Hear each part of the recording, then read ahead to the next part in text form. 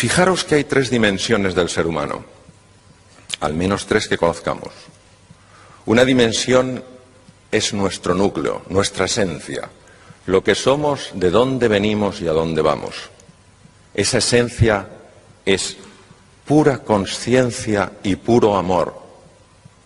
No el amor que da para recibir, sino el amor que da porque solo sabe dar de forma incondicional.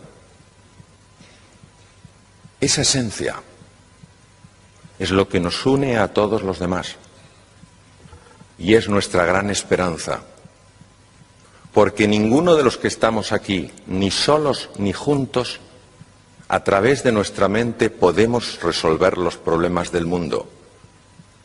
Sí puede el amor hacerlo a través nuestro. Fijaros qué esperanza más hermosa hay. Cuando estamos todos aquí y todos somos en esencia amor. Ahora bien, si eso es así, si somos en esencia amor, ¿por qué nos hemos distanciado tanto de lo que somos? Imaginaos esos preciosos diamantes que están cubiertos por piedra, una piedra tosca, y solo cuando la rompes ves el diamante. Porque hay dos estructuras, dos espacios que rodean la esencia de lo que somos, de los que ya hablaba el grandísimo Rumi. Rumi decía que la clave no es tanto encontrar el amor como encontrar las barreras que nos impiden que él brille en nosotros. Esas dos estructuras, la primera es lo que tememos ser. Los que estamos aquí sentados, tememos no ser suficientemente buenos, no ser suficientemente inteligentes, no ser suficientemente amables, no merecer ser queridos. ¿Y sabéis lo que nos pasa a los seres humanos cuando nos sentimos tan perdidos, tan solos, tan confusos y tan poca cosa? Que de manera natural nuestro cerebro y nuestro cuerpo hace que nos coloquemos en un modo de pura supervivencia, porque nos sentimos en peligro. Y cuando uno coge un escudo para protegerse, qué raro es que no llame también a una espada. Esta es la famosa sombra, aquello que tememos ser, que no queremos reconocer, que no queremos aceptar. ¿Cómo va a haber paz en el mundo si dentro estamos todos tan divididos? Mas encima de esa parte, encima de esa dimensión hay otra, que es lo que pretendemos ser, para cubrir esa sensación que nos hace vernos tan frágiles y vulnerables. Pretendemos ser perfectos, pretendemos no mostrar ninguna fisura, poderlo controlar todo. Y tras esto, lo único que hay es una tremenda arrogancia, una tremenda vanidad y una increíble autosuficiencia. Ahora bien, uno puede pensar que si el pretender ser está muy condicionado por la cultura, por reglas que hemos aprendido de pequeñitos, la clave es desafiar, romper cualquier regla existente, echar la culpa a mis padres, a mis abuelos, a mi sociedad o al mundo que me condicionó para ser esclavo en lugar de libre. O a lo mejor puedo rechazar partes de mí, esos exabruptos de ira, esos ataques de pereza, e intentar de alguna manera doblegar, dominar eso de mí que no me gusta. La experiencia que tengo es que no funciona. De la misma manera que no podemos sacar, por más que tiremos, la oscuridad de una habitación, porque la única manera de eliminar esa oscuridad es llevar luz. La clave, desde mi punto de vista, no es atacar o intentar dominar la parte que no nos gusta, intentar romper las reglas que hacen nuestra existencia tan rígida, sino alimentar la dimensión del espíritu. Porque si alimentamos la dimensión del espíritu, empezará a surgir, a brillar la luz que de forma natural tenemos. En una ocasión tuve la enorme fortuna de ser enseñado por una profesora de los indios navajos. Esta mujer, que había sufrido mucho en la vida por una serie de temas, y que irradiaba tanta calma y tanta paz, me contó la clave de la filosofía de los pueblos navajos. Una preciosa historia es la clave de su vida. Y la historia es muy sencilla, dice: dentro de mí hay una enorme batalla. Por un lado está el águila majestuosa, todas las acciones del águila están llenas de verdad, de bondad y de belleza. El águila que vive en mí vuela por encima de las nubes, y aunque a veces baja a los valles, siempre deposita sus huevos en las cimas de las altas montañas. Pero dentro de mí también vive un terrible lobo. Él representa lo peor que hay en mí. Se sustenta sobre mis propias caídas diciendo que él también es parte de mí. ¿Quién ganará esta gran batalla? Aquel a quien yo cada día alimente. No es un tema de atacar más lo que no nos gusta de nosotros o lo que no nos gusta de la sociedad. Es un tema de nutrir, de alimentar esa dimensión del espíritu, porque sin ella el ser humano no puede resolver los problemas que ha creado desde la mente. Ya lo dijo Albert Einstein: ningún problema importante puede ser resuelto desde el mismo nivel del que surgió. Ha surgido de la mente dividida. Lo único que puede unir la mente es el espíritu.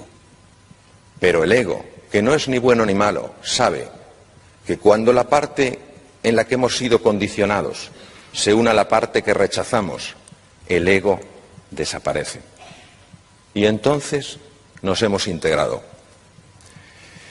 Y me gustaría deciros una cosa, que a veces intentamos buscar ese universo a base de la reflexión más profunda, que intentamos conocer, saber, o que a veces buscamos eso en nuestro interior pensando que si cavamos mucho, al final saldrá.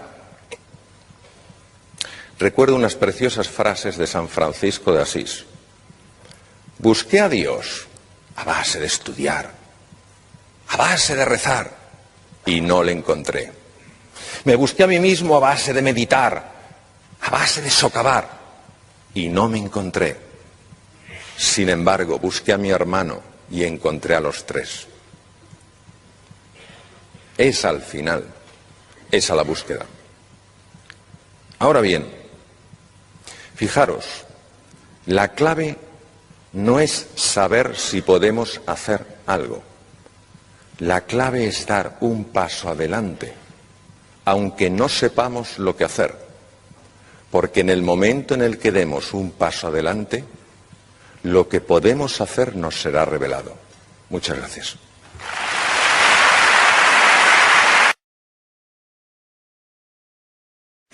Yo sé que cuando se habla de liderazgo, muchas veces entra en conflicto entre nosotros imágenes de ciertas personas a las que se les ha atribuido el papel de un líder, pero que creo que no concuerdan con el liderazgo como lo vamos a valorar.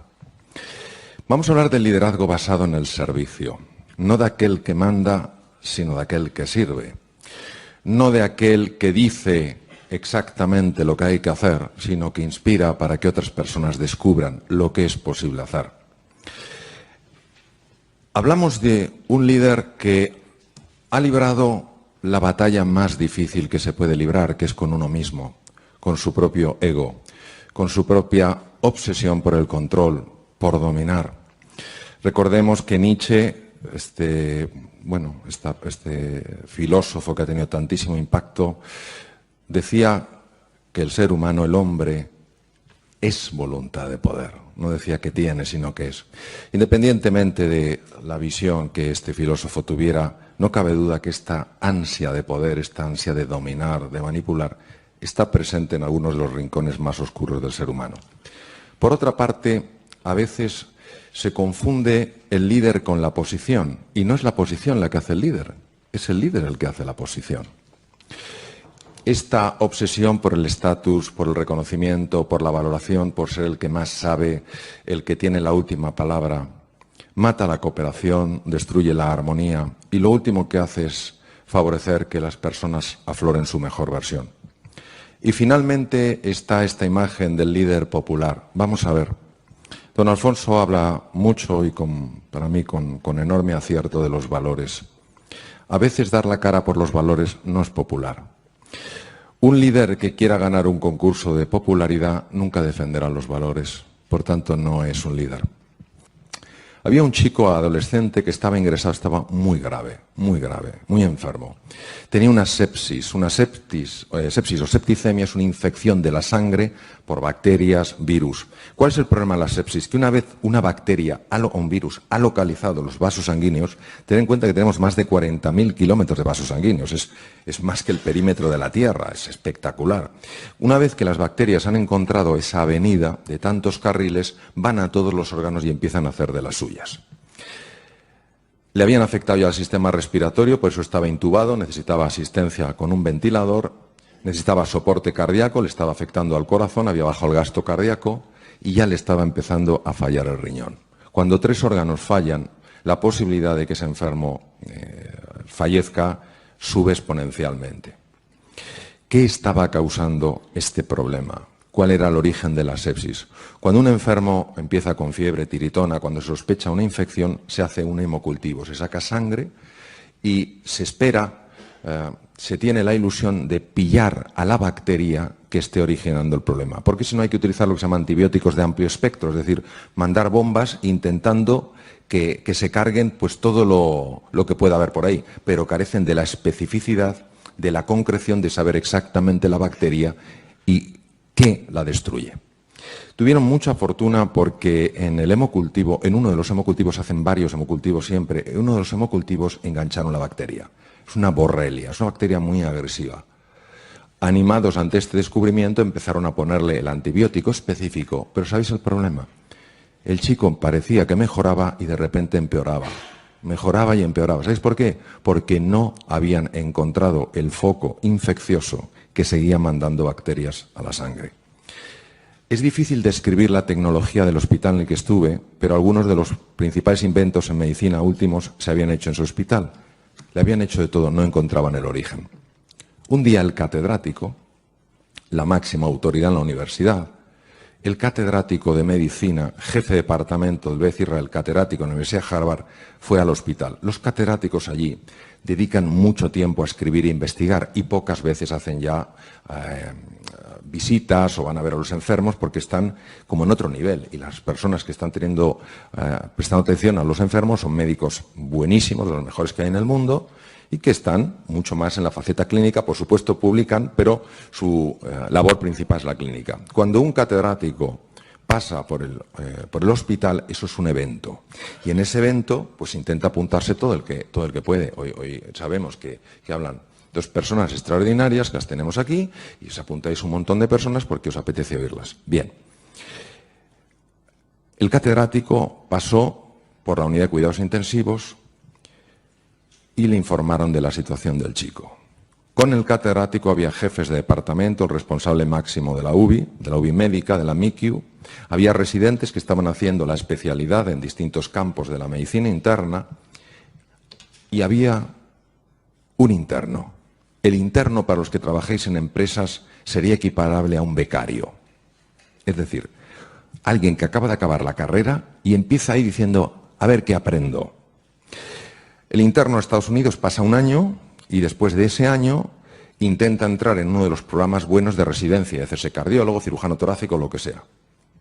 El catedrático pregunta por el chico y le dicen que están muy preocupados porque ya no saben qué hacer, no localizan el origen de la infección por borrelias, está fallando el riñón y temen lo peor. Y en ese momento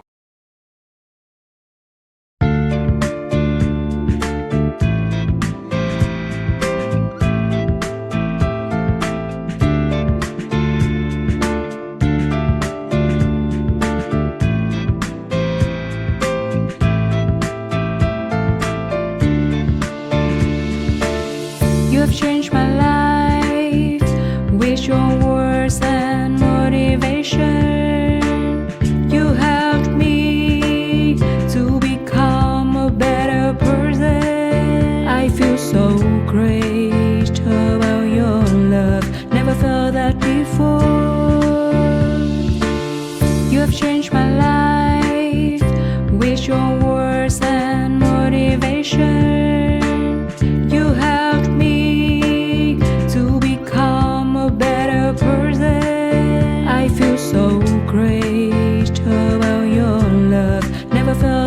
before.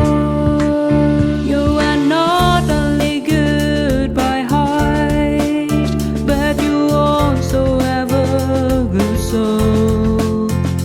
I'm lucky to find someone as wonderful as you are. I am so thankful to you for coming in my life and making it so nice.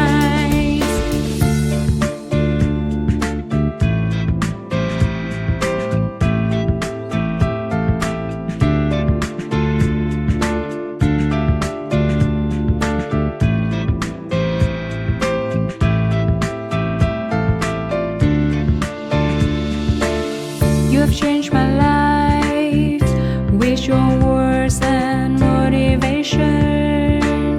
You helped me to become a better person. I feel so great about your love. Never felt that before.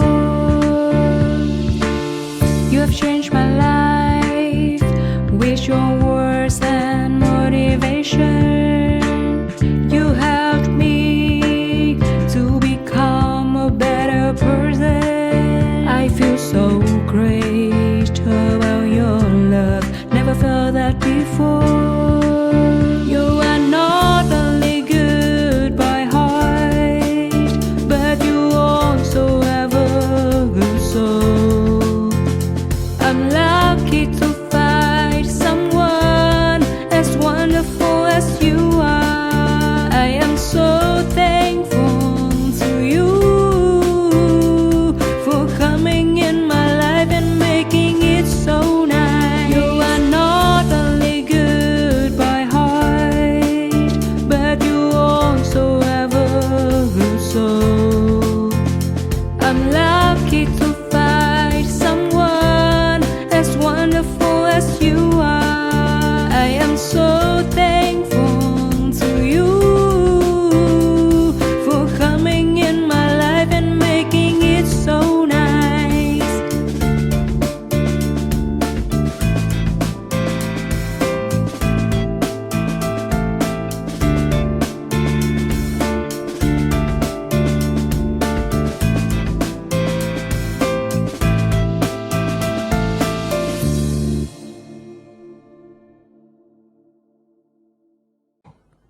El becario, el último mono de a bordo, para que nos entendamos. De manera espontánea lanza una pregunta. ¿Alguien le ha mirado detrás de las orejas? A ver, en esta vida, si haces una pregunta rara, te pueden pasar varias cosas. La primera, que nadie te oye. No sabes cómo, pero nadie te ha oído. No importa lo que grites. La segunda es que te oyen y te miran raro. Y la tercera es que te oyen, te miran y preguntan, ¿quién es este? Bien. Quiero que entendáis de lo que estamos hablando. Estamos hablando de un catedrático de medicina interna de la Universidad de Harvard, reconocido en el mundo entero por sus libros, sus publicaciones, por su trayectoria, y un chico que acaba de terminar la universidad. Es decir, David y Goliat. ¿Qué es lo que sucede normalmente? Lo que sucede normalmente es que la arrogancia, la soberbia, el estatus, el no hay nadie que sepa más que yo tengo que demostrar todo lo que sé, el otro no sabe, yo conozco, los demás no, se apodera de nosotros y ya no eres tú, es tu ego. Y claro, sobre todo cuando hay gente que te mira. Gente que te mira como si fueras el oráculo de Delfos, la comunicación directa con los dioses. Pero quiero deciros lo que pasó. Este catedrático en la Universidad de Harvard era un verdadero líder. ¿Por qué? Porque era una gran persona. Era un hombre humilde. Recordemos que la palabra humildad viene del latín humus, lo que fertiliza la tierra. Para mí no hay virtud más elevada que la humildad, porque la humildad permite ver, como diría con tanto acierto don Alfonso, con esa mirada profunda, más anchura, más alcance, más hondura. Primero por eso, por humildad. Segundo, por curiosidad. Es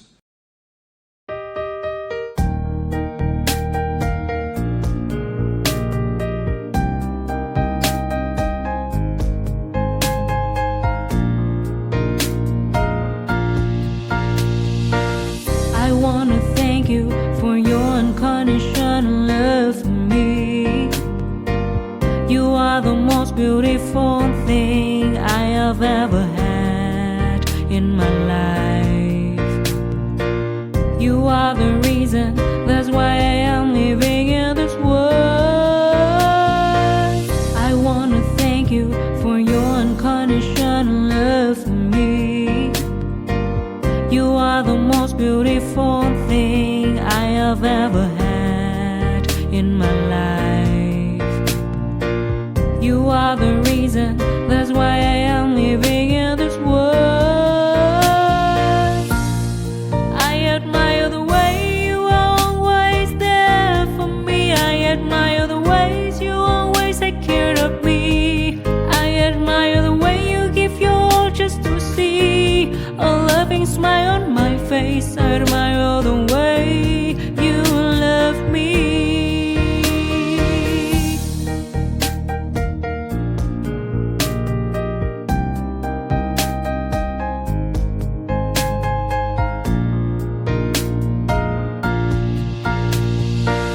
I wanna thank you for your unconditional love for me. You are the most beautiful thing I have ever had in my life. You are the reason, that's why I am living in this world. I admire the way you are always there for me. I admire the ways you always take care of me. I admire the way you give your all just to see a loving smile on my face. I admire the way you love me. I admire the way you are always there for me. I admire the ways you always take care of me. I admire the way you give your all just to see a loving smile on my face. I admire the way you love me.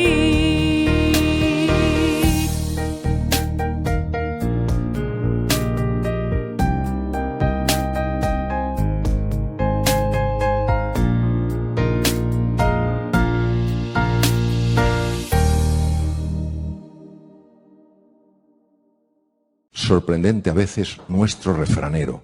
La curiosidad mató al gato. ¿Qué habría sido del ser humano sin curiosidad? Si cuando vio el fuego, probablemente porque un rayo chocó o golpeó unos leños, si no se hubiera quemado, si no se hubiera acercado, ¿qué sería del ser humano? Este hombre tenía curiosidad. Y para este hombre era más importante conocer y aprender que quedar bien. Este hombre sabía lo que era importante en la vida. Para él solo había algo importante, un adolescente que se estaba muriendo. Lo más importante no era su estatus, lo más importante no era controlar quién es, por qué habla, no tiene derecho, no le he preguntado. Y entonces, ante la pregunta, se quedó sorprendido y la transmitió al equipo. ¿Alguien le ha mirado detrás de las orejas? Imaginaros la cara de la gente. Pues no. Dijo, pues mirarle. Detrás de la oreja izquierda apareció una garrapata. Estaba matando a este chico. Las garrapatas en Estados Unidos transmiten en algunos sitios enfermedades sumamente graves. Pues hay que tener mucho cuidado. Cuando vas a unos bosques en Estados Unidos pone warning ticks, cuidado garrapatas, porque una garrapata aquí donde la veis puede vivir hasta 40 años. Tiene entre las patas delanteras un órgano que se llama órgano de Heller, y con el órgano de Heller ella detecta el olor de ácido butírico de un mamífero o el calor y salta. Y entonces inyecta un anestésico para que no la aplasten, perfora, mete la cabeza y las patas delanteras. Por eso, aunque a alguien le limpien, le laven en un hospital con esponja, no se te va la garrapata. El catedrático fue, además, capaz de reconocer, porque si el catedrático no hubiera querido, este caso jamás se habría publicado. Entonces,